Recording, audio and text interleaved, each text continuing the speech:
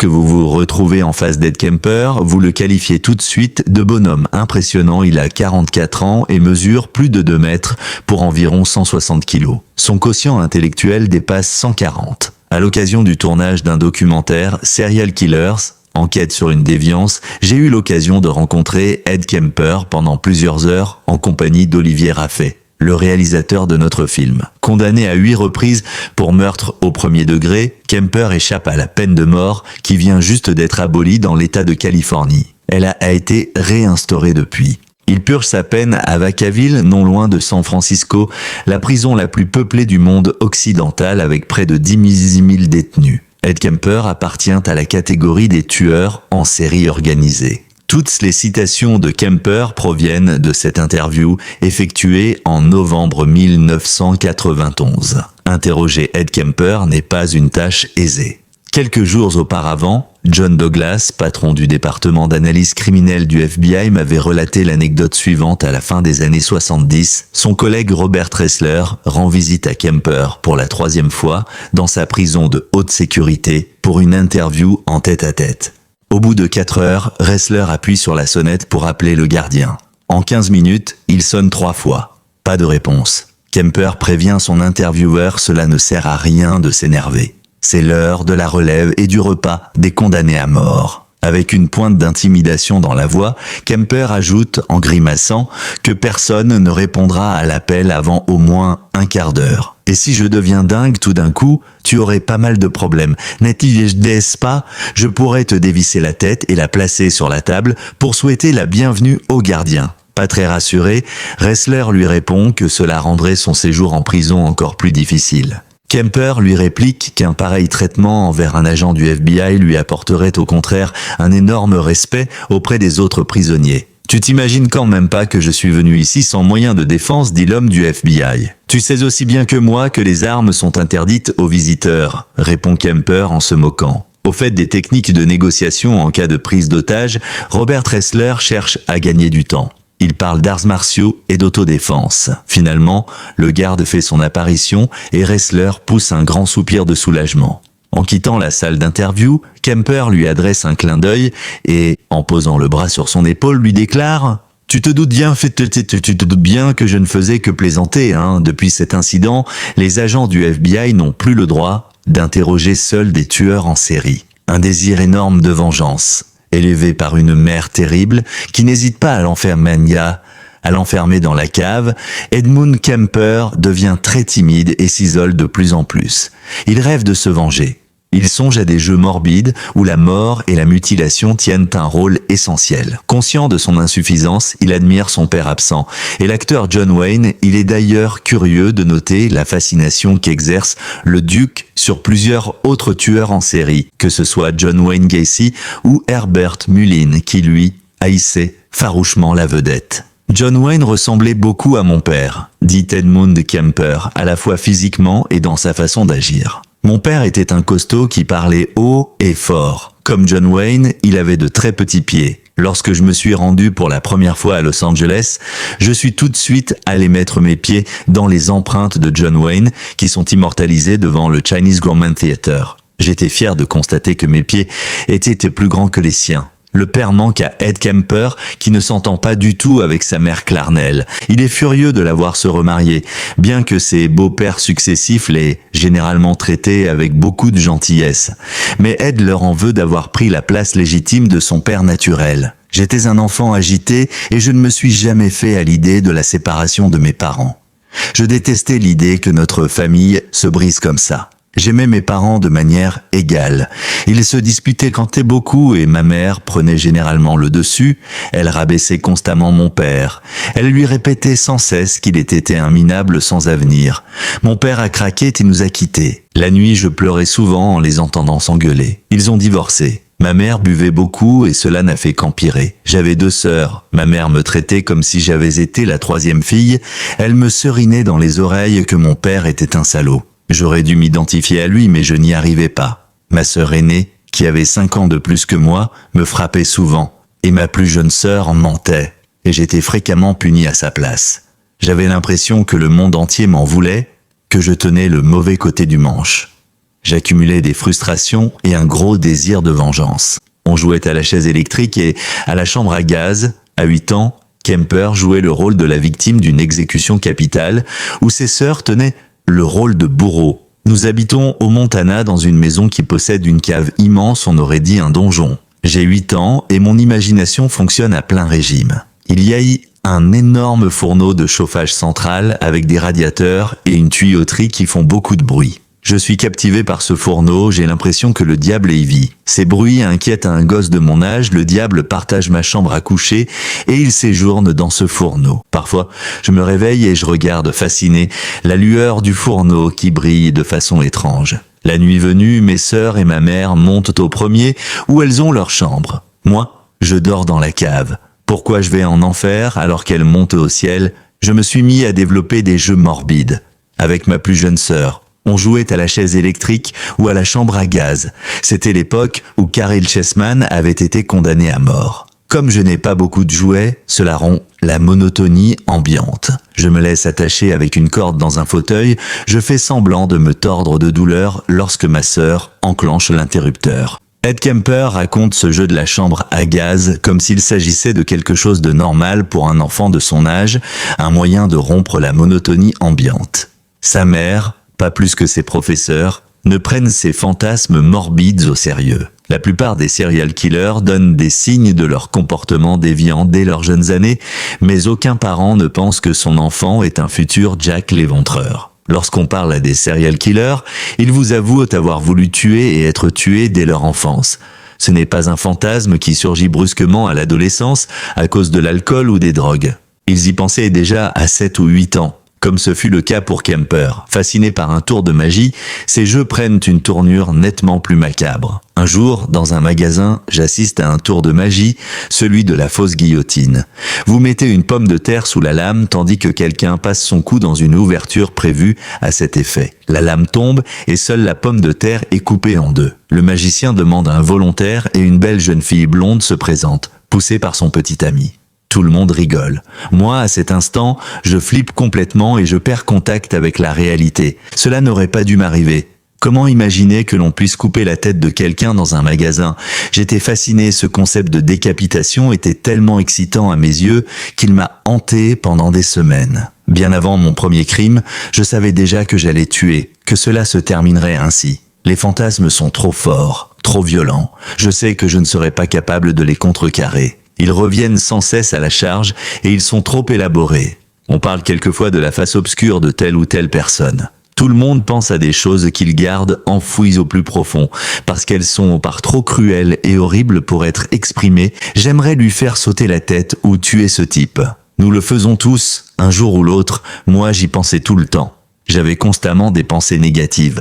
À un moment donné de votre croissance, vous parvenez à surmonter cette phase morbide. Moi, non. Un adulte peut guider un enfant en lui montrant une autre voie. Ma mère était là, au contraire, pour m'humilier et me battre. Elle me montrait à quel point les mâles étaient insignifiants. En quelque sorte, elle a précédé de quelques années les mouvements féministes. Je sais que ce n'est pas juste de parler ainsi d'une morte qui n'est pas là pour se défendre. Son propre père avait été quelqu'un d'insignifiant et elle avait dû prendre les choses en main dès son plus jeune âge. Maman s'occupait de tout. Elle ne savait pas comment agir autrement. Fasciné par la décapitation, constamment en conflit avec sa mère, Kemper ne s'entend guère mieux avec sa sœur. Je suis jaloux de ma sœur. Elle a beaucoup d'amis et je n'en ai pas. Ma mère lui accorde son attention, son affection, du respect. Moi, je me fais tout le temps réprimander.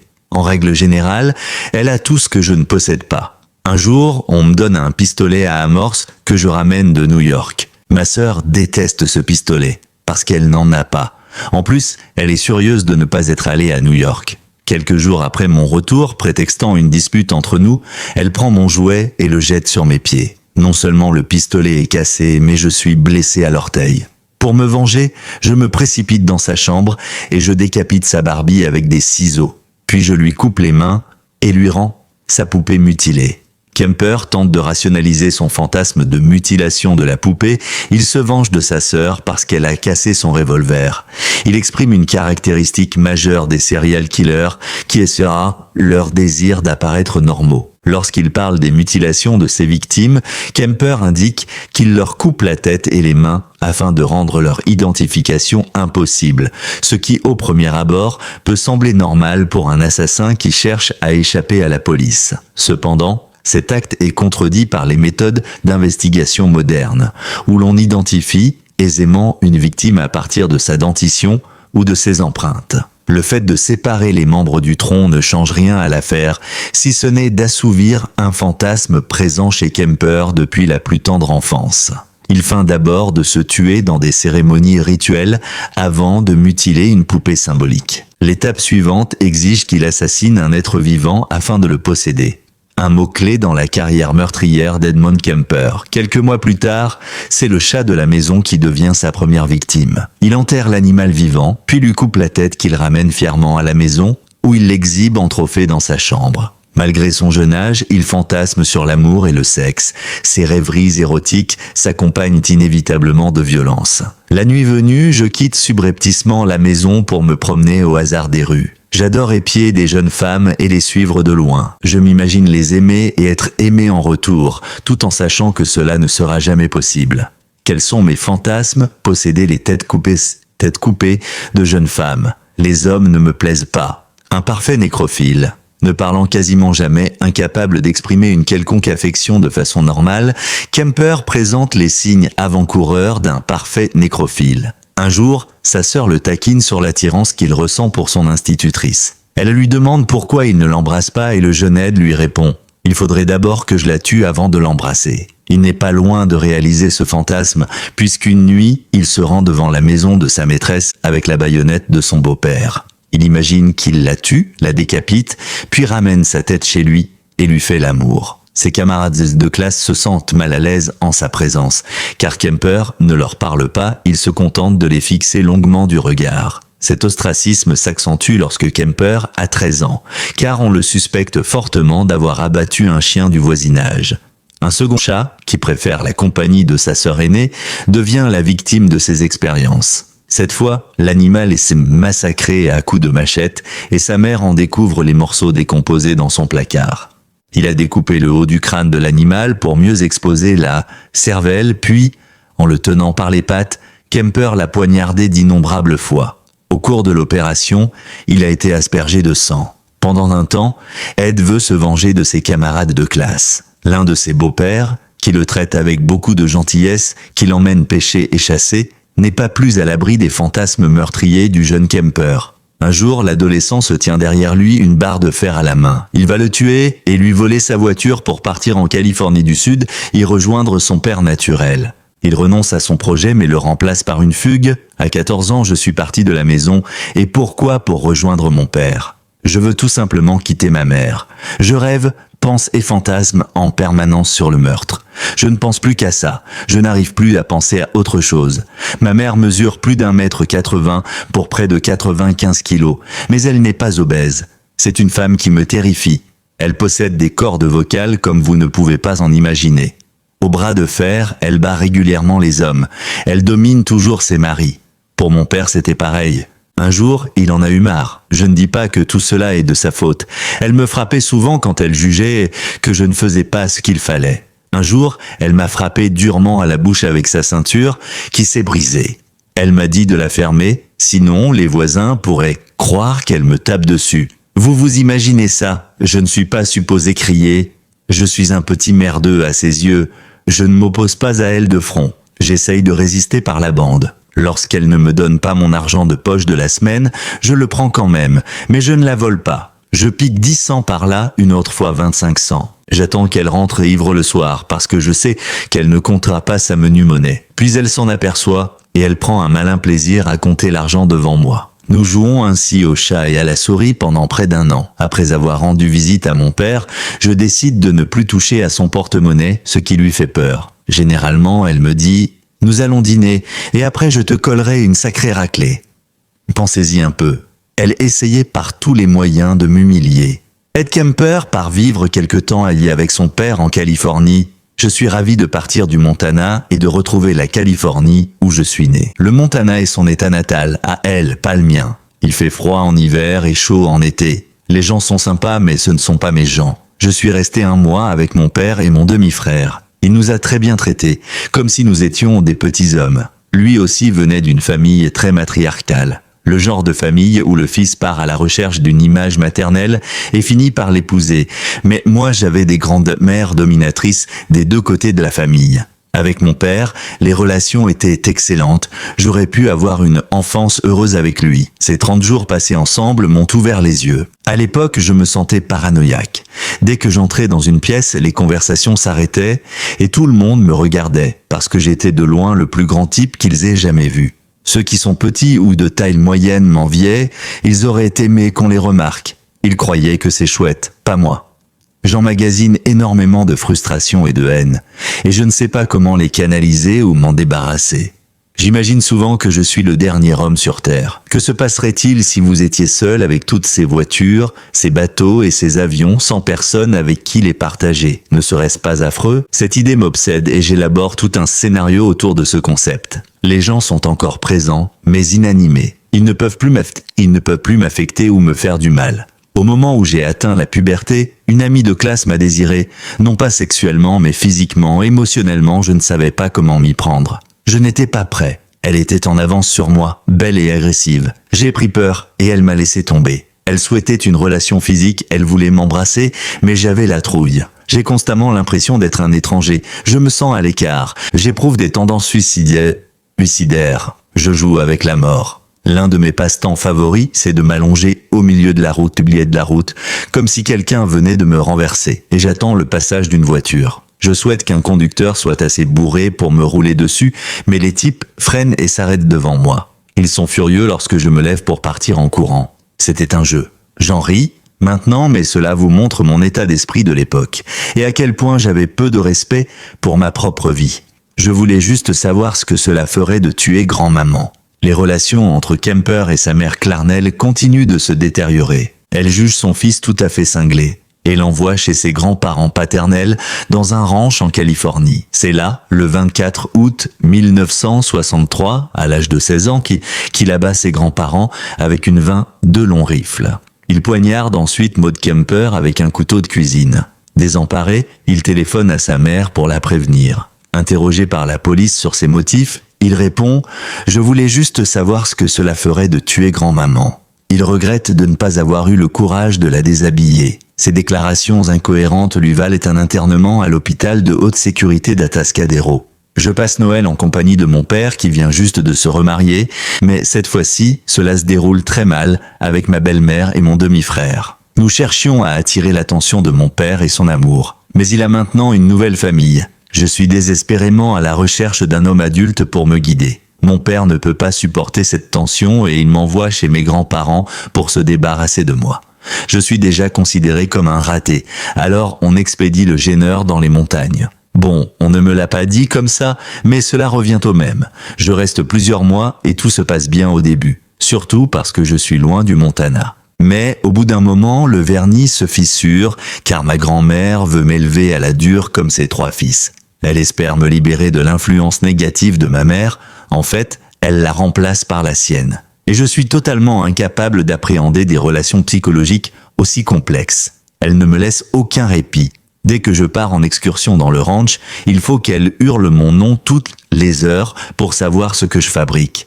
Elle me parle toujours de la tranquillité de la campagne, de la paix et de l'amour des animaux. La propriété s'étend environ sur 4 hectares, et elle me harcèle constamment en déclarant « Ne prends pas la carabine et ne fais pas de mal à nos petits amis ».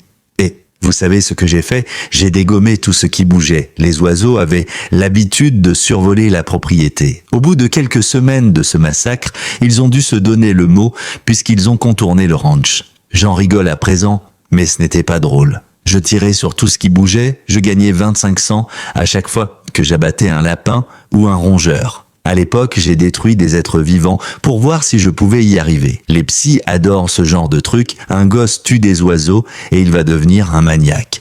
Tout cela bouillonne en moi. Les passions, les tensions, les frustrations. Je fantasmais sur la mort de ma grand-mère. Je pensais déjà à lui trancher la tête, mais le crime a été spontané comme une explosion.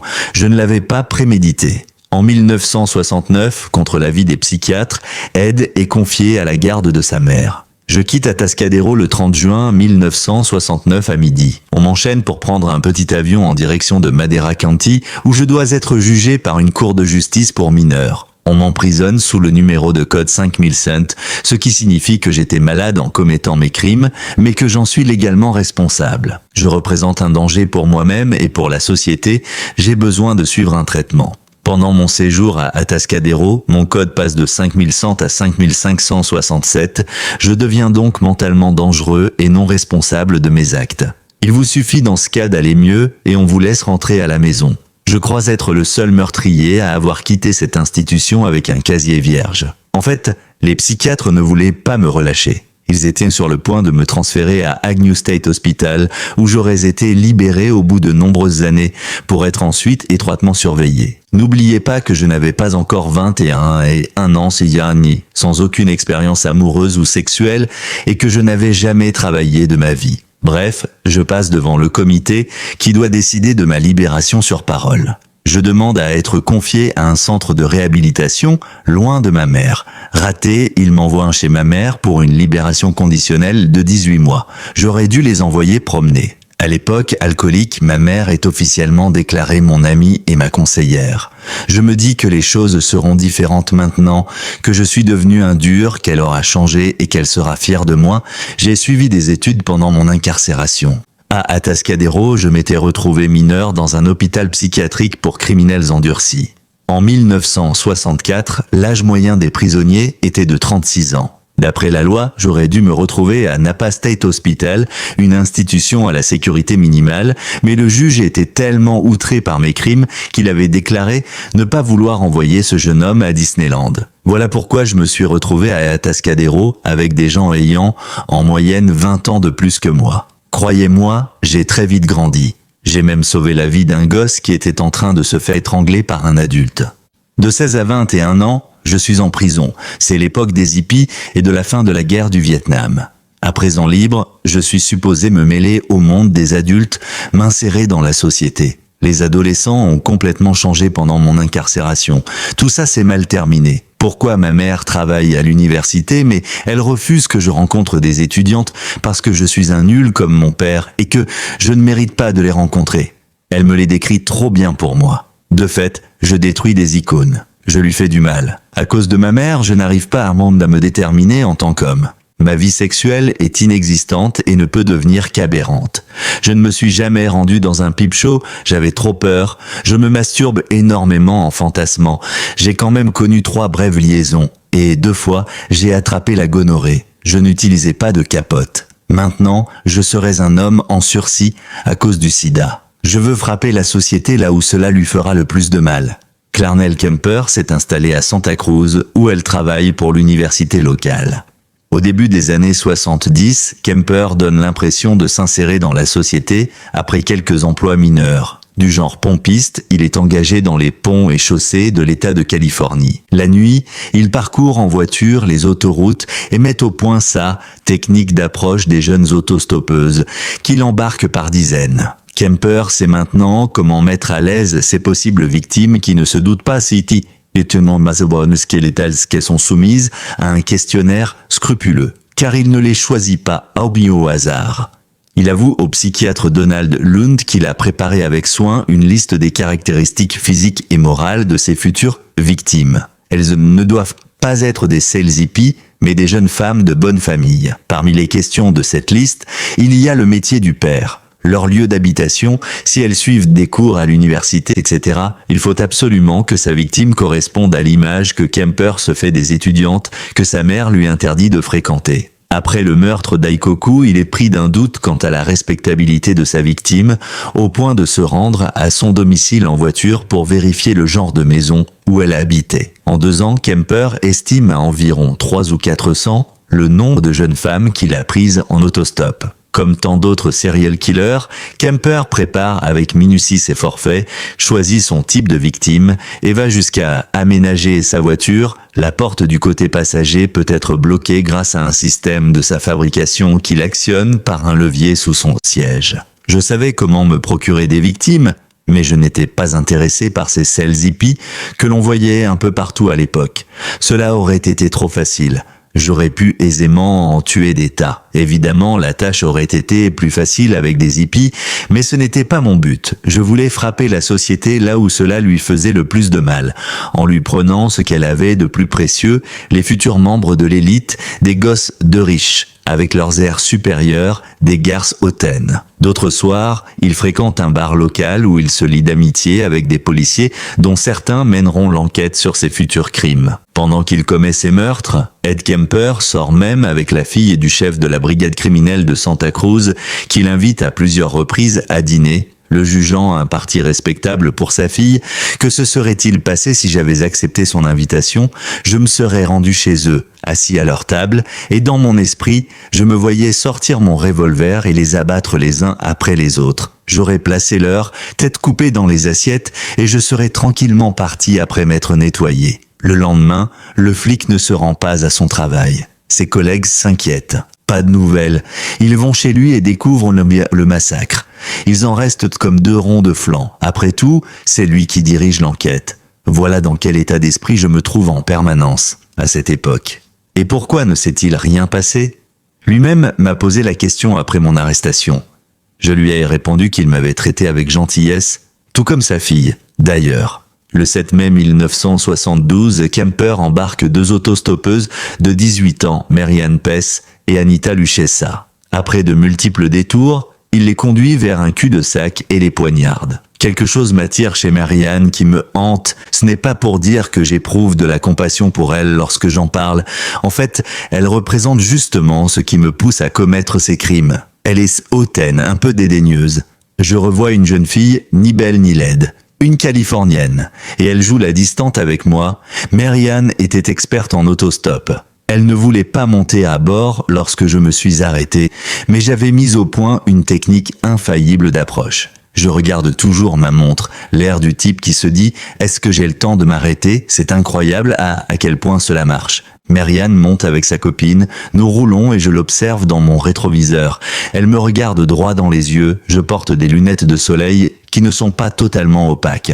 Nos yeux se croisent et au lieu de me demander pourquoi je la regarde, de me dire que peut-être il vaudrait mieux que je m'arrête pour les laisser descendre, elle continue à m'examiner. Cela fait partie de ce jeu, de cet échange qui existe quand un homme et une femme se mesurent. Cela participait à mes fantasmes, prendre des autostoppeuses pour les tuer, mais jusqu'à présent j'avais toujours reculé l'échéance. Je maudis ma faiblesse. Je me dis qu'il faut enfin agir. C'est un peu comme la roulette russe, sauf que je ne risque pas ma vie.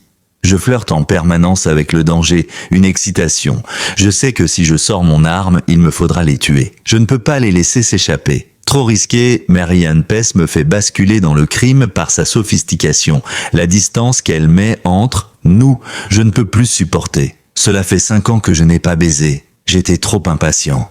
Lorsque je passe à l'acte, c'est un choc terrible. Je multiplie les bêtises. Je veux l'étrangler. Ça ne marche pas. Elle se débat et commence à crier. Je suis frustré. Je prends mon couteau et la poignarde. Elle ne meurt pas. Dans les films, vous êtes supposé mourir sur le champ. Dans la vie, ça ne se passe pas comme ça. Quand vous poignardez quelqu'un, le sang coule. La pression sanguine diminue. Je continue à la poignarder un peu partout dans le dos. Elle se retourne et ma main frôle l'un de ses seins. Je vise son estomac. J'ai peur de la frapper dans la poitrine. Pour moi, c'est embarrassant. Je veux la réduire au silence. Et elle finit par avoir la gorge tranchée d'une oreille à l'autre. Et croyez-moi, je sais ce que cela veut dire. Elle perd connaissance et décède probablement quelques secondes plus tard. Je sors de la voiture, les mains couvertes de sang, en me répétant « Ça y est, je l'ai fait, ça y est, je l'ai fait. Maintenant, il faut que je tue l'autre. » Je reste un moment assis, avec le revolver dans la ceinture. J'aurais pu rester à l'intérieur de la voiture si c'était le sexe qui m'avait motivé. Elle n'est pas encore tout à fait morte, son corps est encore chaud. Il m'aurait suffi de la retourner pour lui faire l'amour. Je suis encore sous le choc et je trébuche en sortant du véhicule. Je manque de peu m'étaler par terre. Pendant que je tue Mary Ann, je sais que sa copine a entendu les cris. À un moment donné, je lui ai couvert la bouche et le nez de mes mains, mais elle continuait quand même ses gémissements. Ça me fait flipper, je ne le supporte pas. C'est quelque chose que l'on n'oublie pas. Les poumons de Mary Ann sont tellement troués que les mots et les sons sortent comme des bulles qui gargouillent. J'ai l'impression que mon cerveau va exploser. C'est comme un cauchemar psychotique, et je lui ai tranché la gorge. Lorsque je sors de la voiture, j'ai laissé le couteau à l'intérieur. J'ouvre le coffre de la voiture et l'autre fille m'aperçoit. Avec tout ce sang sur les mains, je bredouille une vague excuse pour essayer de lui expliquer. Je sens qu'elle désire à tout prix me croire, car c'est son seul espoir de survie. Je lui ordonne de sortir du coffre. Elle ne se rend même pas compte que je tiens le couteau à la main, et je commence à la poignarder. Elle se défend bec et ongles en hurlant. Je la saisis par le bras en la frappant à 2 reprises, dans les flancs. Je m'attends à ce qu'elle tombe, mais elle continue à hurler et du sang gicle de sa bouche pour m'asperger le visage. Je lui crie de s'arrêter, ce qu'elle fait. Elle dit plusieurs fois « Non, non », je lui couvre la bouche avec une de mes mains. Elle me mord sauvagement les doigts. Je lui enfonce les doigts dans la bouche et c'est à ce moment-là qu'elle perd conscience. Elle est en train de mourir, ses bras s'agitent dans tous les sens. Et puis, c'est insensé, mais elle reprend connaissance et me demande « Pourquoi moi aussi ?» Je veux savoir pourquoi. Et je m'approche d'elle. Quelques secondes plus tard, elle entre en convulsion, ses bras battent l'air, il y a du sang partout et elle continue à parler. Elle répète alternativement « Non, non, non, et pourquoi, pourquoi ?» C'est complètement fou. Je n'éprouve plus rien, je ne fais plus partie de la race humaine. Quelques instants plus tard, elle meurt. Le fantasme des têtes coupées est comme un trophée. Kemper emmène les 2 cadavres chez lui et les photographie avec un Polaroid. Il les dissèque tout en jouissant avec certaines parties des corps. Je retourne à mon appartement avec les 2 corps dans la voiture. Le coffre est rempli de sang, car une des victimes est jamais transpercée de coups de couteau. L'autre est sur le siège arrière. Le propriétaire est chez moi avec 2 amis. Ils discutent entre eux et je m'imagine leur surprise si j'avais balancé les 2 corps à leurs pieds. L'idée même me fait flipper.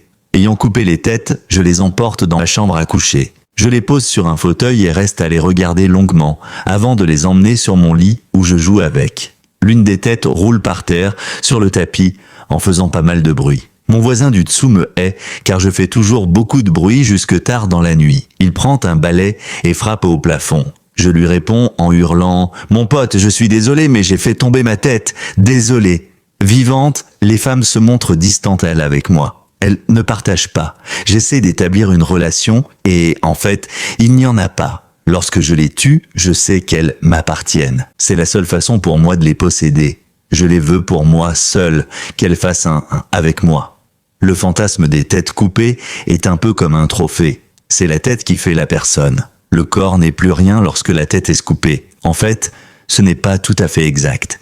Avec les femmes, il reste encore pas mal de choses intéressantes, même si la tête manque, mais la personnalité a disparu. Le lendemain, Kemper enterre les restes dans les montagnes de Santa Cruz et envoie les têtes dans un ravin. Je suis quelquefois retourné sur les lieux où j'ai enterré Marianne, je la souhaite près de moi, parce que je l'aime et la désire. Ne se satisfaisant plus des seules photos de Marianne et d'Anita, le 14 septembre, Kemper prend la jeune Aikoku à bord de sa voiture. Elle a 15 ans. Il raconte « Un moment, je pense sursoir à mes crimes en me satisfaisant des photos, mais leur effet dure 2 semaines environ. Pour moi, la victime joue aussi un rôle, celui de la Californienne à qui tout est promis et qui peut tout se permettre. Un sourire éblouissant aux lèvres.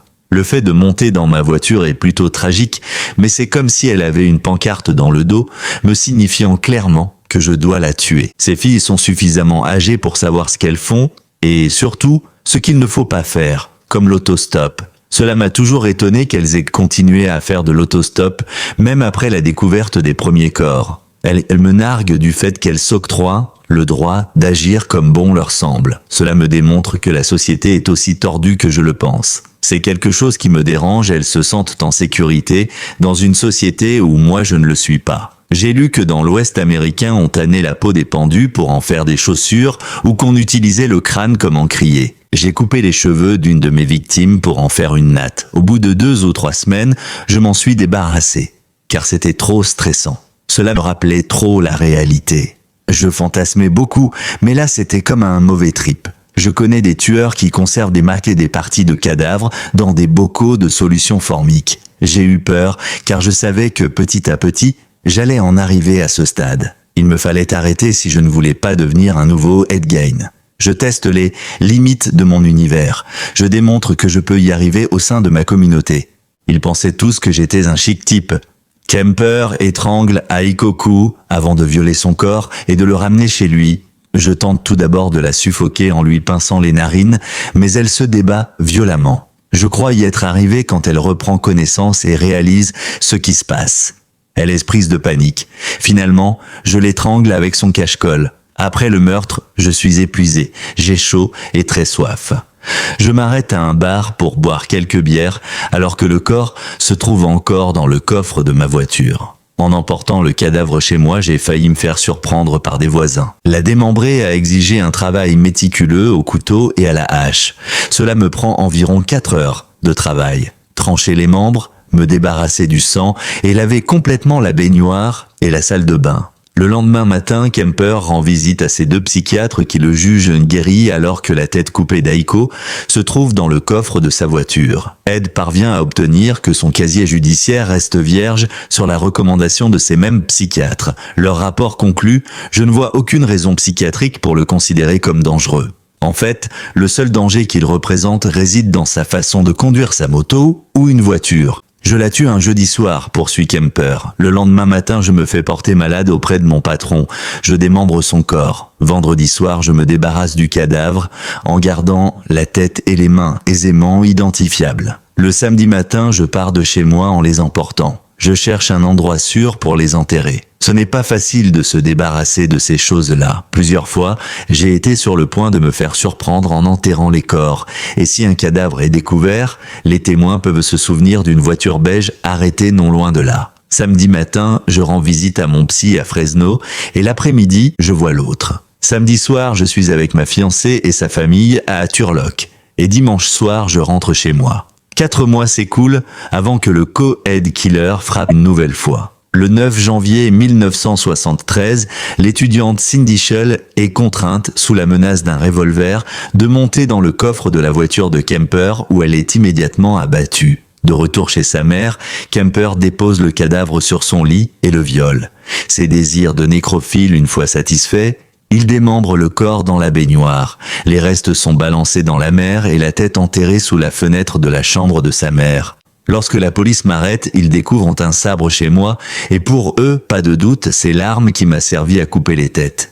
Ils l'envoient pour des tests au FBI qui leur répond plutôt vertement qu'il n'y a aucune trace de sang sur la lame. On comprend leur mécontentement quand on sait que des tests de ce genre coûtent plusieurs dizaines de milliers de dollars. En fait, je leur ai dit que ce sabre n'a servi qu'à frapper un arbre, mais ils ne m'ont pas cru. Et l'homme qui l'a utilisé est justement le chef de la police, le père de ma fiancée, à qui j'avais montré le sabre. Je l'avais aiguisé très souvent, en huilant la lame. Il est vrai que j'avais pensé m'en servir pour couper des têtes. Il faisait partie de mes fantasmes.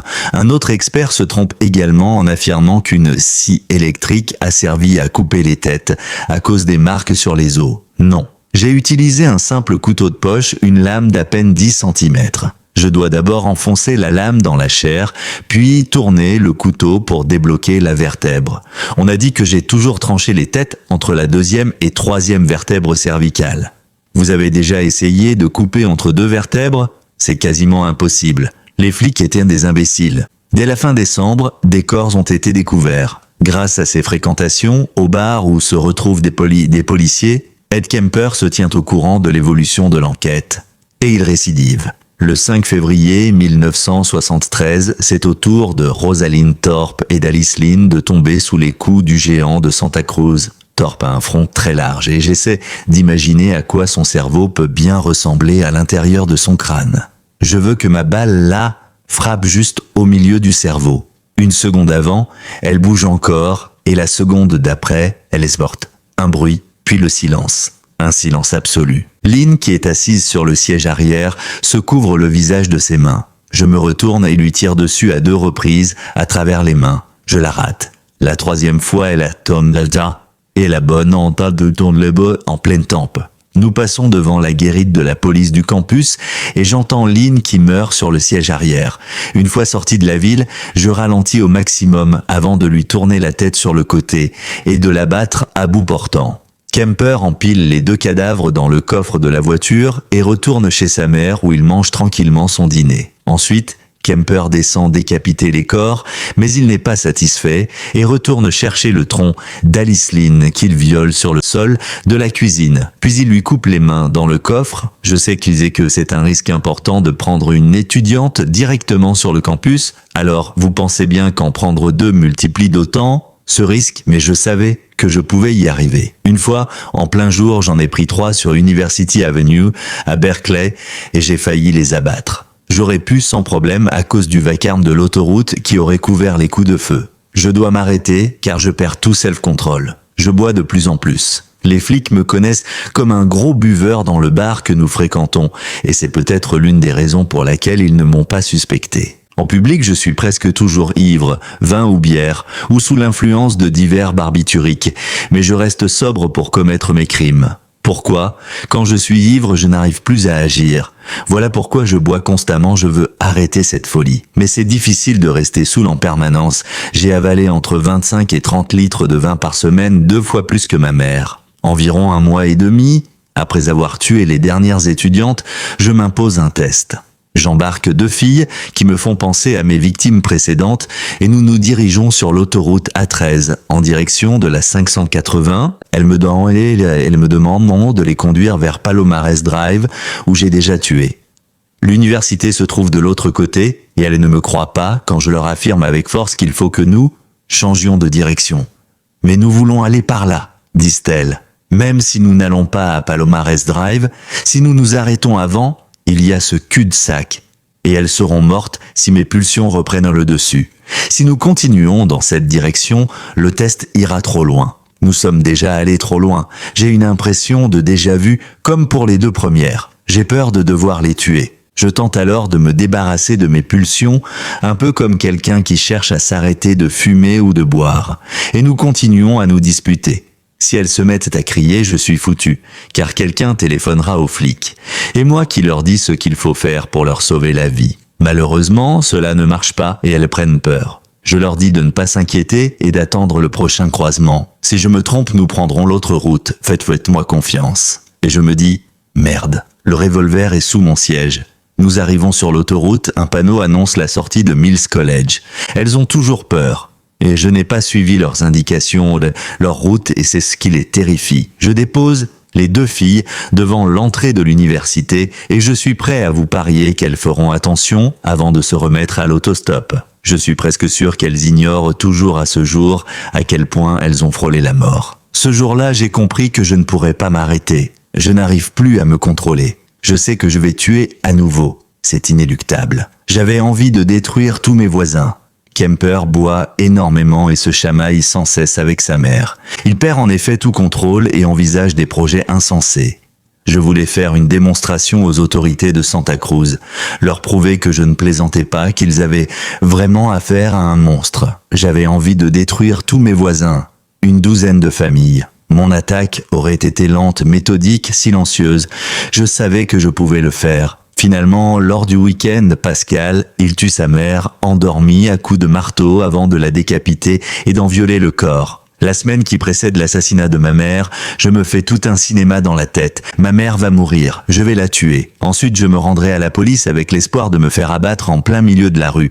Et ils seront dans la merde. Ce sera à eux de tout expliquer, puisque je ne serai pas là pour le faire. Toute la semaine, cette conviction m'envahit de plus en plus. Le vendredi saint, je ne travaille que le matin, je rentre à Santa Cruz dans l'après-midi. Je bois pendant la soirée, je dors quand ma mère rentre à la maison. Les événements se déroulent comme je les avais envisagés. Je me réveille après son retour. Les derniers mots, la dernière dispute. Je vais dans ma chambre pour discuter. Je ne cherche pas d'excuses pour expliquer mon geste. Je veux simplement vous dire qu'au fond de moi, je souhaitais pouvoir prononcer les mots qu'il fallait, ou qu'elle dise quelque chose qui aurait stoppé net cette folie. J'avais ce petit espoir naïf en moi. Hélas, elle est en train de lire, elle pose son livre et me déclare « Oh mon Dieu, tu vas rester debout toute la nuit pour me parler ». C'était une de ses expressions favorites quand je venais dans sa chambre le soir. La plupart du temps, je répondais non et je tournais les talons. Elle savait alors qu'elle m'avait blessé, que le lendemain tout redeviendrait normal. Ce soir-là, j'avais décidé que nous ne parlerions pas. Je retourne dans ma chambre pour m'allonger un moment. Je reste 2 ou 3 heures sans pouvoir m'endormir. Il doit être 4 ou 5 heures du matin. Je vais dans sa chambre, le marteau à la main, et je lui défonce la tempe, je lui tranche la gorge, je soulève le menton et lui découpe le larynx avant de le jeter dans le vide ordure. Depuis que je suis tout petit, elle n'a jamais arrêté de hurler et de m'engueuler. J'ai toujours considéré ma mère comme quelqu'un de très impressionnant, un être quasiment indestructible. Elle a eu une influence considérable sur ma vie. Je suis très surpris de me rendre compte à quel point elle est smile et vulnérable, aussi humaine que mes autres victimes. J'en reste choqué un bon moment, et j'en suis toujours bouleversé même si sa disparition me soulage. La tête sur le manteau de la cheminée sert de cible aux fléchettes que Kemper lui lance en l'insultant. Le lendemain, il rencontre un ami qui lui doit 10 $ depuis pas mal de temps. Kemper s'apprête à le tuer, mais l'homme le rembourse, ce qui lui sauve la vie. Je sens que je perds tout contrôle. Toujours sous l'emprise d'une frénésie meurtrière, Kemper téléphone à Sally Hallett, une amie de sa mère, et l'invite pour un dîner surprise. Dès qu'elle s'assoit, Sally est assommée, étranglée et décapitée. Dès son arrivée, elle se laisse tomber sur une chaise en me disant qu'elle est morte de fatigue. Après tout, je l'ai prise au mot. Kemper dépose le corps sur son lit avant de s'endormir dans la chambre de sa mère. À son réveil, le dimanche de Pâques, il quitte la maison en voiture et laisse ce mot. Samedi, 5h15 du matin, pas besoin qu'elle souffre à cause de l'horrible boucher sanglant. Ce fut bref, elle dormait, je voulais qu'il en soit ainsi. C'est pas du travail négligé et incomplet, les gars. Simplement, un manque de temps. J'ai des choses à faire. Au bout de 48 heures de route, Kemper est surpris qu'on ne l'ait pas arrêté, sauf pour lui donner une contravention pour excès de vitesse. Il se bourre de tablettes de no-dose pour rester éveillé et poursuit sa route jusqu'au Colorado. Je redoutais que le moindre incident me fasse complètement perdre la boule. Jamais je n'avais ressenti une telle impression. J'ai eu peur. Il téléphone à ses amis policiers de Santa Cruz pour se rendre, mais, gag ultime, personne ne le croit. On lui raccroche plusieurs fois au nez. Il parvient tout de même à convaincre un des policiers et on l'arrête. Dans ses confessions détaillées, Ed Kemper avoue son cannibalisme. J'ai effectivement dévoré en partie ma 3e victime.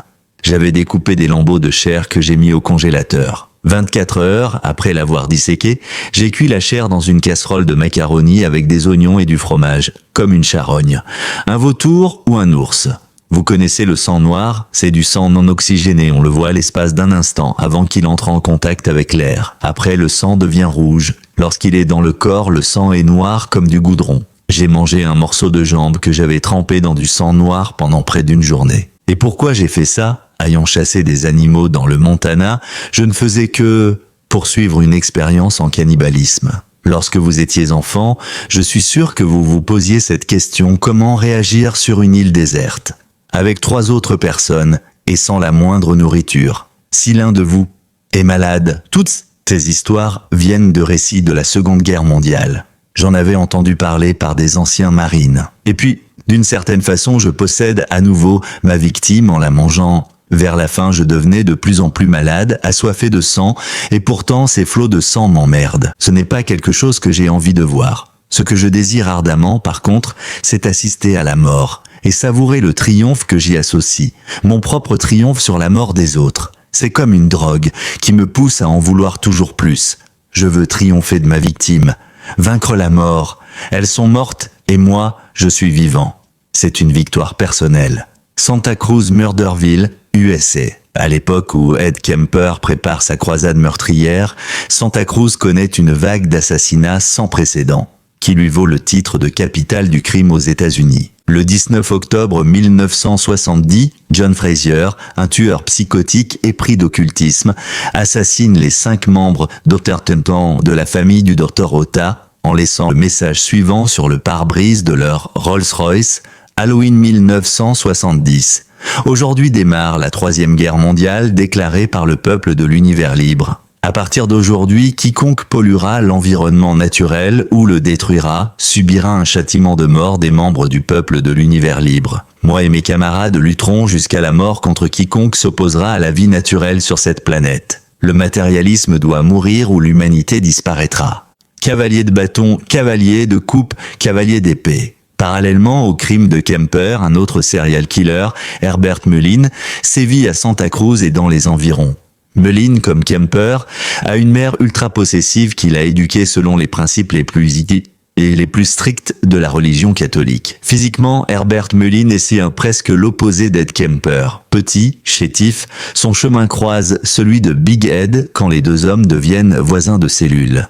Melin ne manifeste aucun symptôme inquiétant pendant son enfance. Il réussit brillamment ses études tout en menant une carrière sportive. En 1964, à l'âge de 17 ans, il est élu meilleur athlète de son lycée. En juin 1965, la mort accidentelle de son meilleur ami assombrit la personnalité d'Herbert Melin. Il transforme sa chambre à coucher en hôtel à la mémoire de son ami décédé et il avertit sa fiancée qu'il craint d'être homosexuel. Fin 1969, son intérêt pour les religions orientales le fait décoller de la réalité, à tel point que ses parents l'envoient à l'hôpital.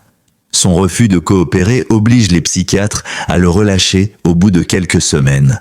Melin prend sans arrêt du LSD, il entend des voix dont il suit aveuglément les commandements, il se rase la tête ou se brûle le pénis avec une cigarette. De retour à l'hôpital, il rédige des lettres délirantes à des inconnus, dont il trouve les noms dans l'annuaire, et il signe ses diatribes par un Herb Melin, un sacrifice humain.